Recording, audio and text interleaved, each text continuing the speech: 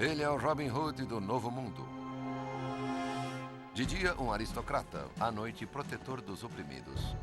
Ele causou um escândalo como jamais foi visto.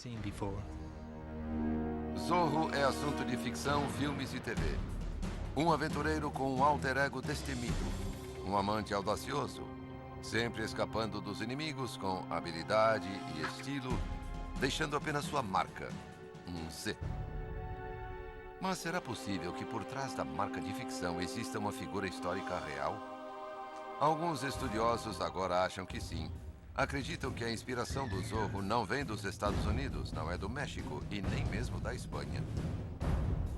Examinando as informações pessoais da lendária figura, revelando documentos de seu julgamento no México e investigando uma ousada fuga da prisão, abrimos os seus arquivos misteriosos.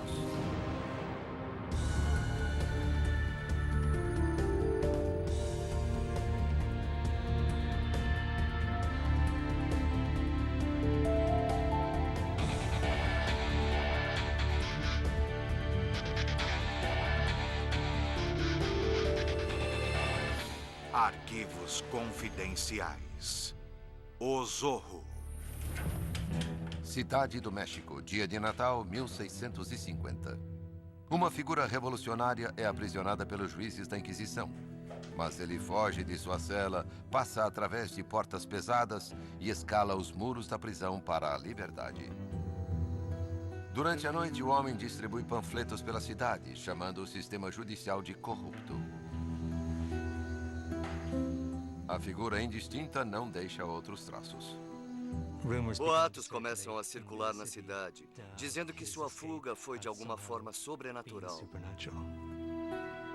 Poderiam as explorações desse homem ser a base para um dos mais famosos heróis da ficção? O Zorro? Ele foi criado pelo escritor americano Johnson Macaulay em 1919. O primeiro livro do Zorro, The Curse of Capistrano, apresenta um personagem que mais tarde tornou-se famoso em filmes de Hollywood e séries de TV. Mas sua história pode não ser inteiramente ficção. O professor Fábio Troncarelli é um acadêmico italiano que estudou a obra de Johnston Macaulay. Macaulay escreveu muitos livros cujos personagens tinham dupla identidade.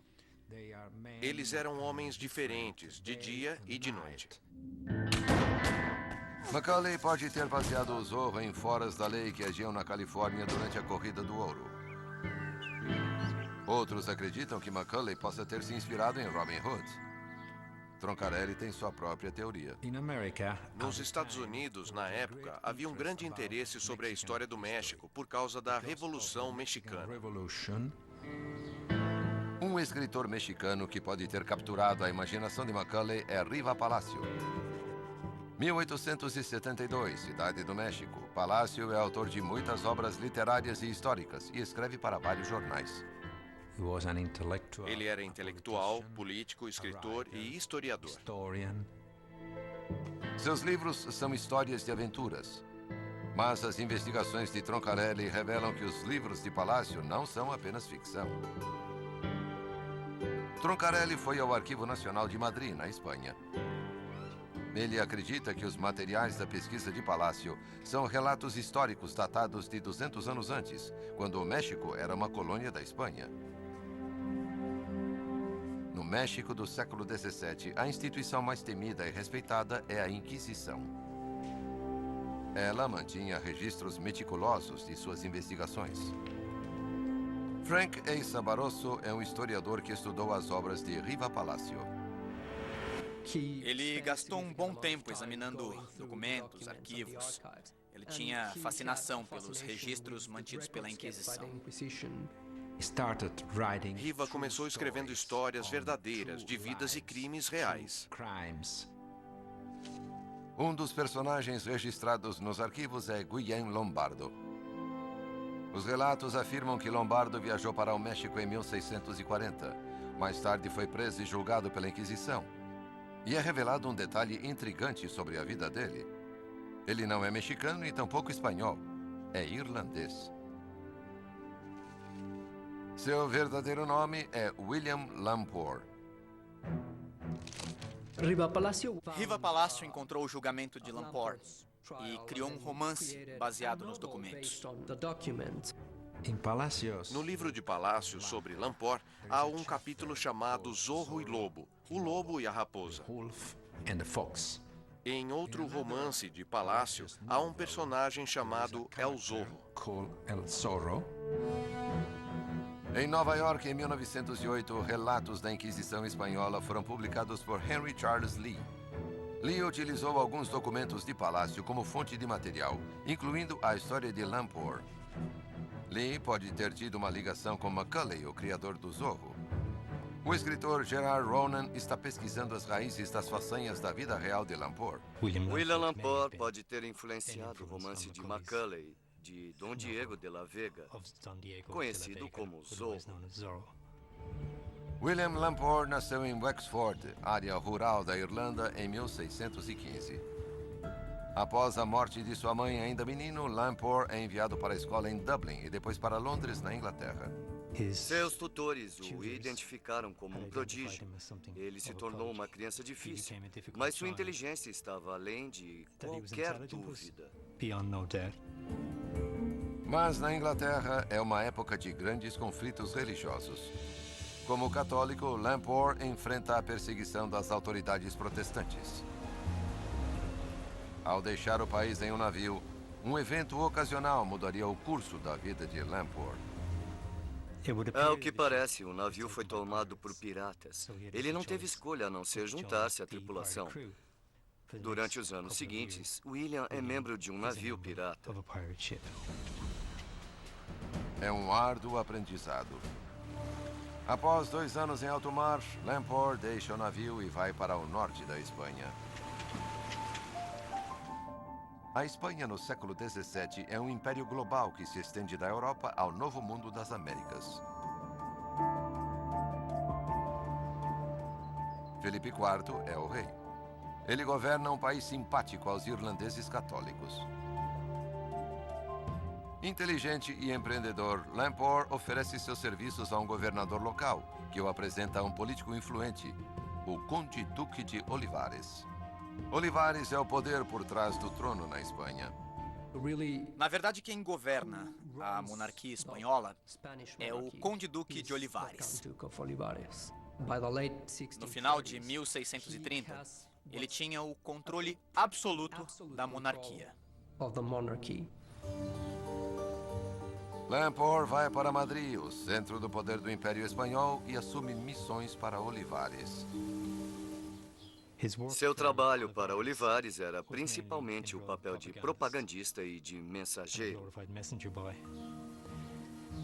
Em certo ponto, ele desempenhou uma tarefa confidencial para o próprio rei. Provando ser um servo leal da Espanha, Lamport traduz seu nome para a forma espanhola, de William Lamport para Guillem Lombardo. Fábio Troncarelli refaz os passos de Lamport no Colégio San Isidro, em Madrid, onde o irlandês estudou. Na alta sociedade de Madrid, Lamport era considerado inteligente e esperto. Ele teria estudado matemática, geometria, astrologia, astronomia, todas as matérias que se pode citar. Mas eventos fora do Império Espanhol logo transformariam Lamport em lenda. 1640, Nova Espanha, hoje México, é uma das colônias mais valorizadas da Espanha. Governada por um vice-rei espanhol, o controle da Espanha sobre a colônia distante é precário. Existe tensão entre a população de índios e os colonizadores espanhóis. E para o Duque de Olivares, em Madrid, os riscos são altos. Existe o temor constante de que haja um levante. E o vice-rei escreve repetidamente a Madrid dizendo: creio que se o México fugir ao controle, teremos de fazer alguma coisa. Olivares ordena uma missão para trazer o México de volta ao controle da Espanha. E Lamport é enviado em missão como espião. Lamport deverá viajar secretamente para o México em companhia do novo vice-rei em seu navio. Viajará como se fosse um passageiro e deverá relatar o desempenho do novo vice-rei. Após 10 anos na Espanha, Lamport agora chega à Cidade do México. A Cidade do México, durante a primeira metade do século XVII, é uma cidade muito cosmopolita. Há pessoas de todas as diferentes regiões do imenso Império Espanhol vivendo ali. Lamport começa a observar a elite dominante e descobre uma sociedade dividida. Virtualmente são dois estados separados, com diferentes conjuntos de regras, leis e instituições para os espanhóis e para os índios. Lamport envia relatórios a Madrid sobre a sociedade que encontra. E é aqui que Troncarelli acredita terem começado as comparações com o Zorro. No primeiro livro do Zorro, escrito por Johnston McCulley, o herói é um aristocrata que se passa por espadachim incompetente. Mas ele tem um alter ego dramático na forma do Zorro. No México, Lamport leva uma vida dupla. De dia, aristocrata. E à noite, espião. Lamport recolhe informações dos índios locais. Lamport ficou chocado com o que viu no México.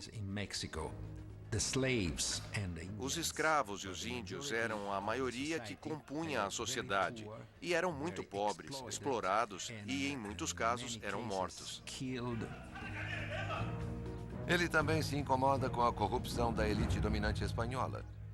E, para sua surpresa, também nota a exploração da Igreja Católica e seus executores, a Inquisição.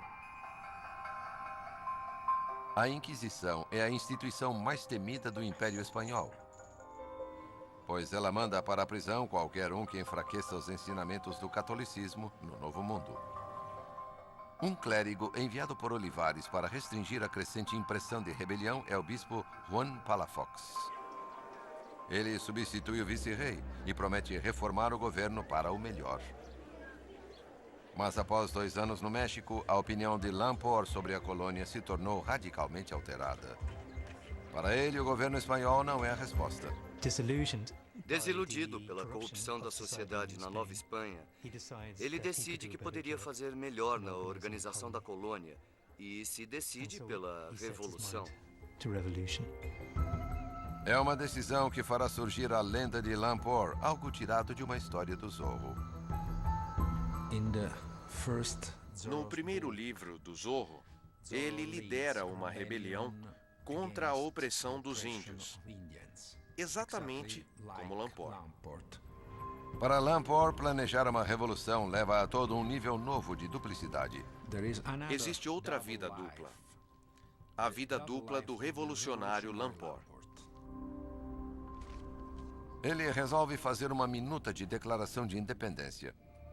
Essa minuta ainda existe hoje e é anterior às revoluções francesa e americana em mais de um século. De certa maneira, seus planos parecem à frente de sua época. A proclamação é o trabalho de um homem de educação que prega a abolição da escravatura. Uma monarquia eleita como governo e o próprio Lamport como rei. Este é o seu brasão, provavelmente desenhado por ele mesmo, com uma harpa no canto inferior esquerdo simbolizando sua herança irlandesa. Lamport acreditava que poderia recrutar uma milícia de mais de 400 homens para apoiá-lo, mas seu projeto pode ser altamente perigoso. Em torno das 10h30 da noite do dia 26 de outubro de 1642, a Inquisição detém Lamport e o joga na prisão. Seus acusadores atribuíram a ele um pacto com o diabo. Mas os verdadeiros motivos da prisão de Lamport são políticos. Ele enfrenta um longo julgamento e é no registro do julgamento que Riva Palacio baseia seu romance popular, que pode ter levado à inspiração do personagem Zorro.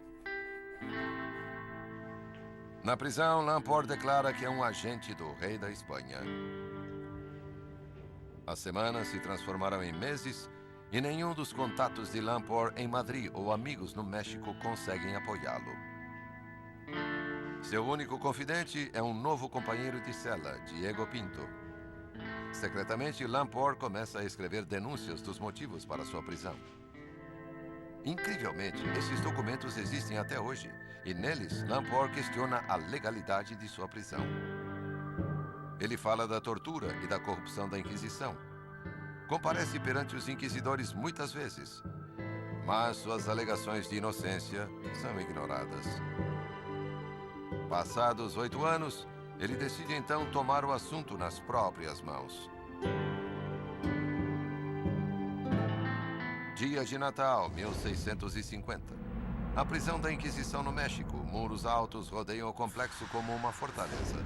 Portas pesadas e um portão de ferro trancado bloqueiam as saídas para os corredores, e pequenas celas mantêm os prisioneiros confinados.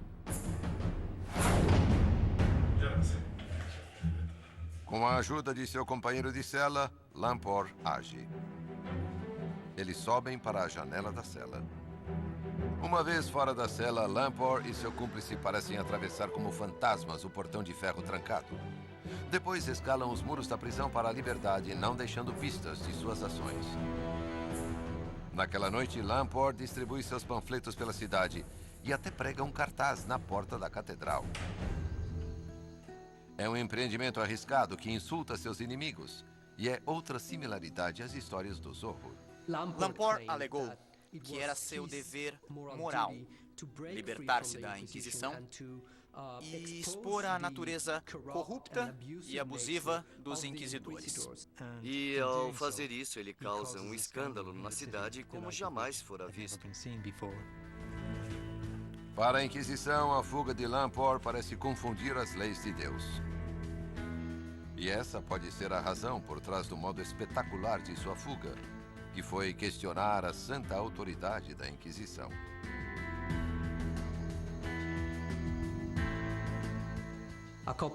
Algumas pessoas ouviram a história que começou a circular e toda a cidade a discutia. Foi considerado uma coisa absolutamente impossível. Tamanho foi o choque da fuga de Lamport que alguns acreditaram que ele tinha poderes sobrenaturais. Mas investigações modernas lançaram uma nova luz sobre o evento. Em meio a centenas de documentos do julgamento de Lamport, há o testemunho de seu cúmplice, Diego Pinto.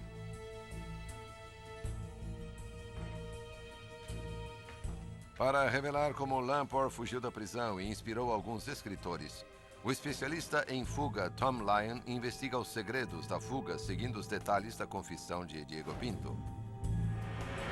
A chave para uma fuga tão audaciosa e desafiadora como essa, sem dúvida, é a preparação. O que é único sobre o plano de fuga de Lamport é que ele não apenas quer ser livre, mas ele quer também dar a ilusão de que está sendo ajudado por forças sobrenaturais. Por isso, ele tenta esconder todos os passos da técnica que usa. O primeiro desafio de Lamport é sair da cela sem ser visto. Ele conseguiu um parafuso de alguma forma e usou a ponta do mesmo para trabalhar na esquadria da janela.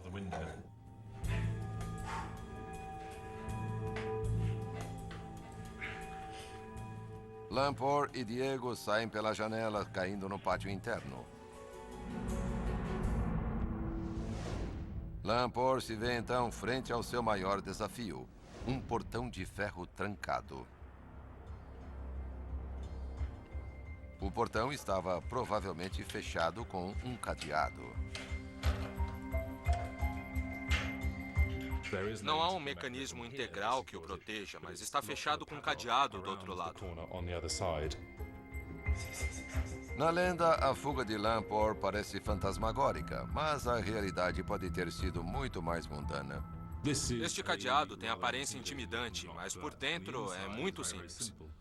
Existe um parafuso do comprimento do fecho, que se prende aqui, e é o que o segura no lugar. Se você não tiver a chave correta, ainda existem meios de liberar o fecho. Previamente em sua cela, Lamport fez um pé de cabra com uma barra de ferro que fazia parte da sua cama. Com esse pé de cabra, ele forçou a abertura do cadeado.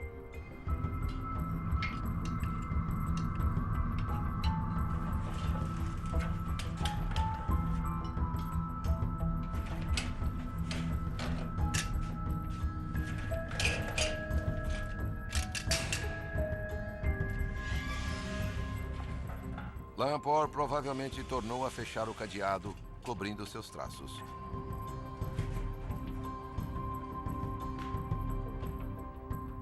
Mas então ele se depara com seu último desafio: os muros externos da prisão.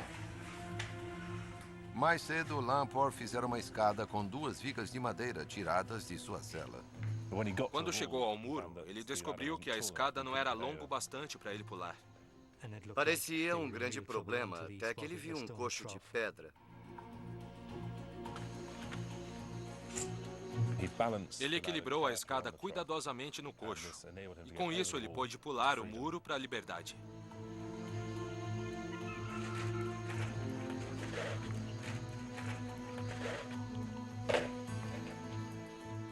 Lamport e Diego fizeram uma escapada perfeita.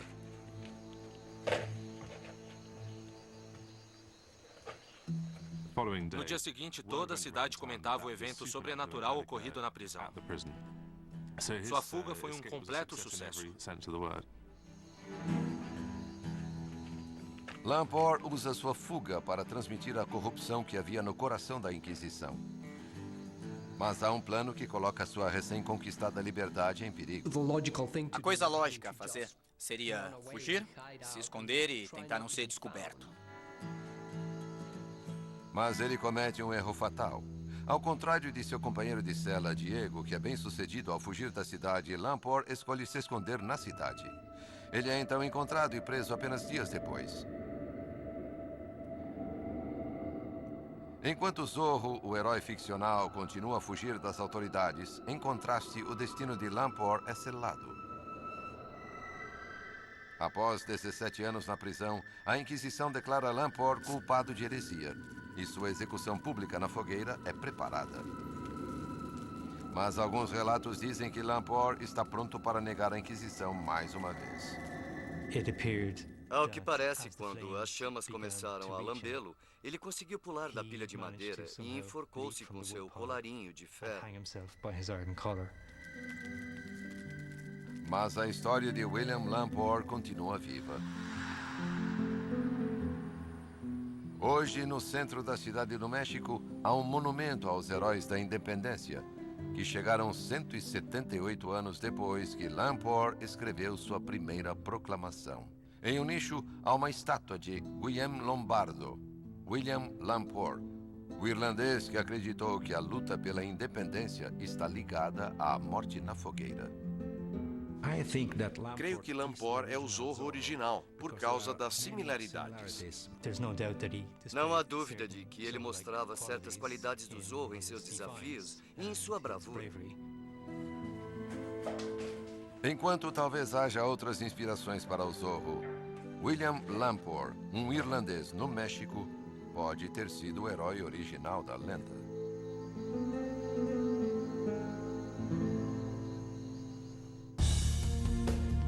Versão Marshmallow São Paulo.